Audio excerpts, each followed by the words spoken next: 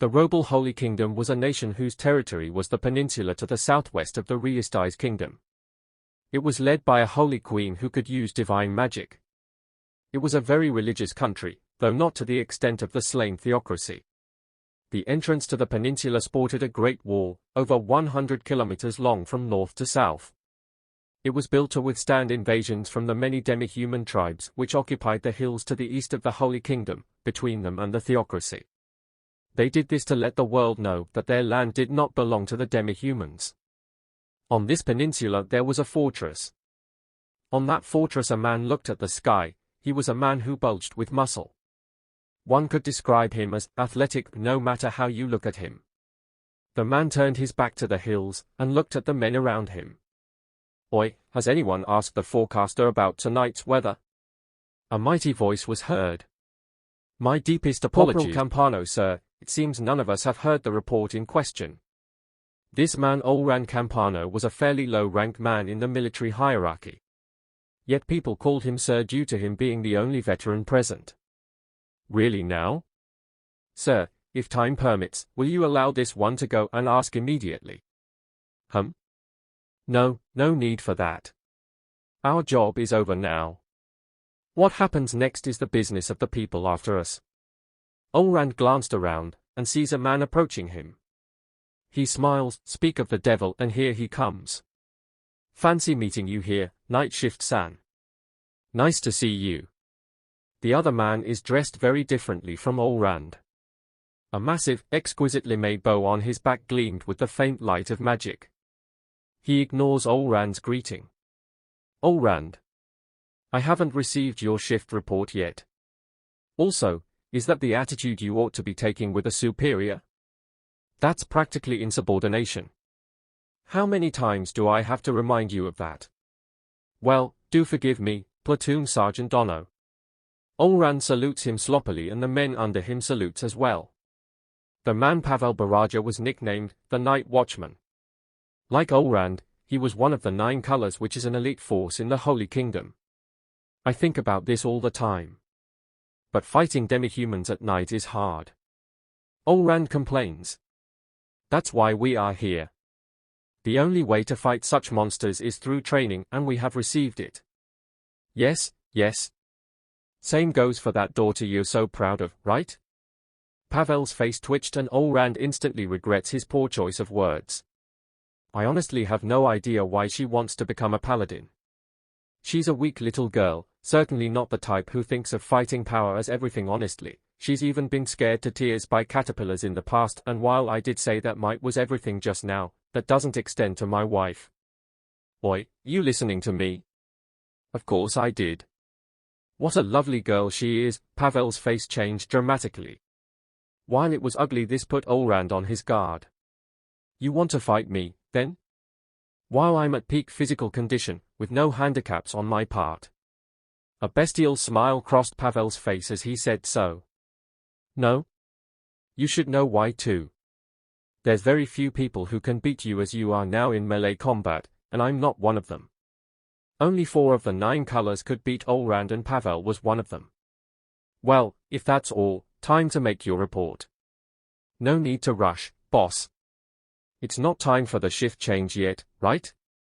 Look, the bell hasn't rung yet. Ha. You're being really persistent today. You want to say something, right? Good grief, if you want to say something, come out and say it. Well, about that, Olrand took off his helmet and scratched his head. The truth is I want to go on a warrior's pilgrimage. So can I leave this place? Why? You know I don't enjoy slaughtering the demi-humans, right? I like fighting strong people and becoming strong. That's good, then, still, where do you plan to train yourself? I was thinking of visiting the Sorceress Kingdom you mentioned earlier. It seems there's powerful undead there. Well, just don't end up like Gazef Stranov. Do you know any specifics? Apparently, he dueled a magic caster known as the Sorcerer King and was struck down. Frankly speaking, the fact that he would actually challenge a magic caster to a duel is quite hard to take in. I've heard of it from the merchants who travel between the kingdom and the Holy Kingdom. The Holy Kingdom's stance is to tacitly acknowledge the existence of the Sorceress Kingdom, right? They say it's okay for people of the Holy Kingdom to go over there, right? The higher-ups only see Sorceress Kingdom as threat second to demi-humans. I'm going to miss that ugly face of yours. Olran smiles as he says that. Fancy you saying that. Just then, the bell rang. Those bells meant demi-humans sighted. Boss, yes, they are demi-humans. Snake men, so how many of them are there, boss? Navel does not respond. Boss? This is bad. I've spotted members of other species. Armots, ogres, and are those cavens? A Solida screams in terror. What did you say? All of this species are hostile towards each other. Why would they attack us? A big invasion? Olrand, I've got something to ask you. Olrand senses the tension in Pavel's voice. Tell me with your warrior's instincts. Why do you think these guys chose to reveal themselves at a fortress like this at such a well-defended place? Are they serving as bait to draw out our forces to thin out our defenses? They are confident of breaking through in a head-on attack. 20% of the Holy Kingdom's fighting strength is stationed here, and they're going to crush us like cockroaches. I'm going to report to the higher-ups. You come with me too. Got it, boss. Oi, you lot. This is going to be one hell of a party. Keep the backup weapons coming. Olrand ran after Pavel. Pavel looked at the enemy lines, 400 meters away. As the enemy troops slowly formed up, Pavel felt a sharp pain in his throat. Pavel clutched his bow. Pavel began his usual ritual.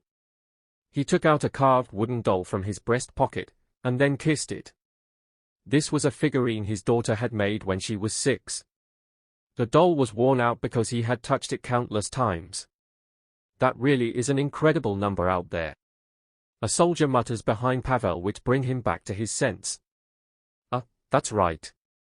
Still, there's no need to be scared. All you need to do is support me. This made the mood of the soldiers somewhat better. That's right, that's it. Tension is the archenemy of sniping. Pavel thinks. A lone demi-human slowly stepped forward. Should we shoot him? Not for now. But move to a place where it'll be easy to shoot and then wait for my order. Was he the enemy general, or just a simple messenger? Pavel studied him carefully to find out. The clothes which the demi-human wore looked very high-class. Highly civilized demi-humans are very troublesome, that's far enough. Any further and you'll be encroaching on the Holy Kingdom's territory. This is no place for you demi-humans. Leave at once. That we already know. Now then, may I know who you are? The demi-human's voice was gentle and pleasing to the ear. I'm the general in charge of this fortress. Who are you? Greetings, ladies and gentlemen of the Holy Kingdom. My name is Jaldabaoth. The Archfiend Jaldabaoth. Are you the demon who led an army of demons in that disturbance in the kingdom's royal capital? Oh? I am honored that you know my name. Indeed, I was the architect of that magnificent feast in the Reisti's kingdom. However, the title of Archfiend is quite saddening. Yes, I was wondering if you could address me as the Demon Emperor Jaldabaoth. Then what business do you have here? Why did you lead these demi-humans to this place? I have come here to turn this country into a living hell. I wish to make this country one which echoes with cries, curses, and screams everlasting. However, making sport of millions of human beings individually is impossible, and so I have brought them along. In my place, they will plunge you pitiful humans shoulder-deep into a morass of despair, in order to draw wails of regret and suffering from you all. Jaldabaoth said so very happily. This is the first line of the Holy Kingdom's defense. It is also the last line of its defense. Beyond us lies the peace of the Holy Kingdom's people. Did you think we would let you trample it as you wish? The nearby soldiers shouted as well. Pavel on the other hand hid himself, his body wouldn't stop trembling. His instincts were screaming at him to run away. I will not accept surrender or anything of the sort. Entertain me to the best of your ability. Now then, let us begin. Pavel gave his subordinates the order to shoot. Pavel stood up. The men around him followed suit. Loose! 51 enchanted arrows flew out in time with Pavel's voice.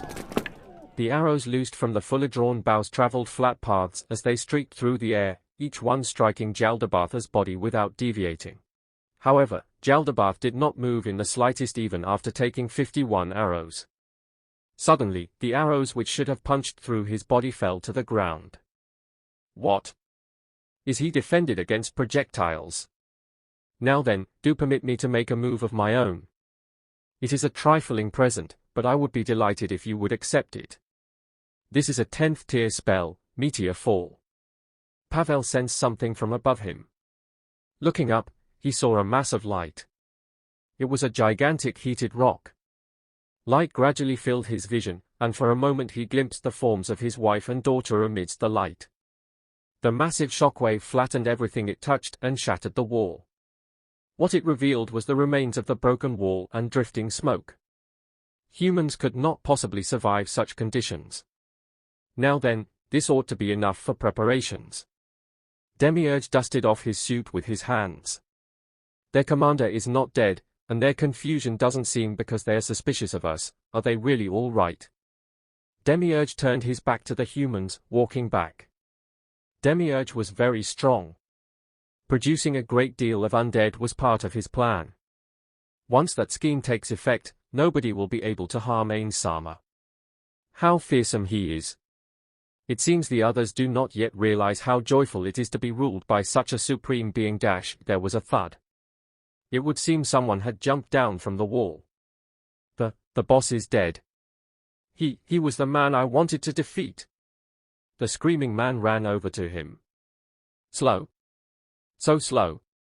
If this is the extent of his speed, should he not have used his brain more? For instance, using silence to approach quietly and close the gap between us. How should I kill him? If I finish him off as cleanly as possible, then when I take him back I can.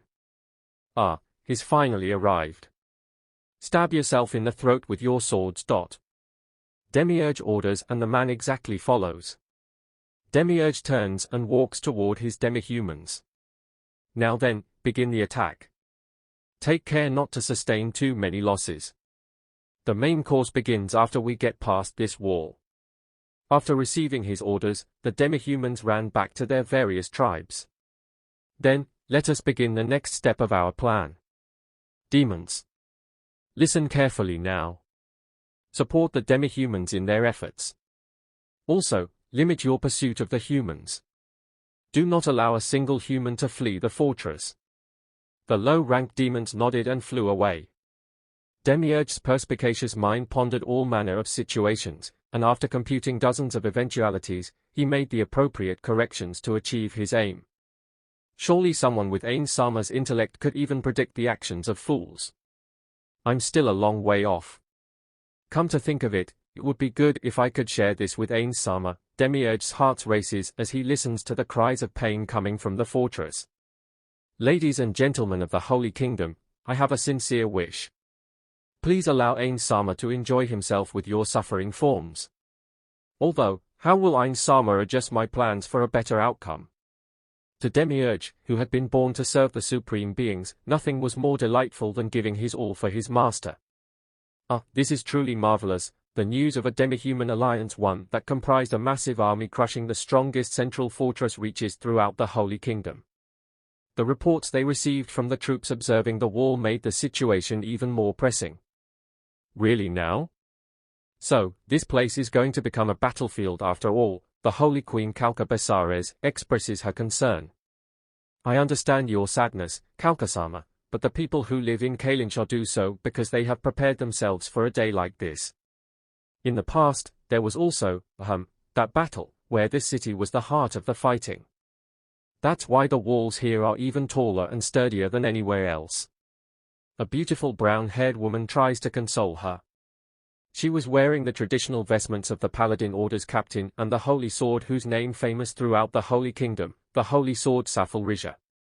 One of the 13 heroes, known as Black Knight, carried 4 swords. One of them was the Holy Sword. This woman was the strongest of 9 colors and the captain of the paladins.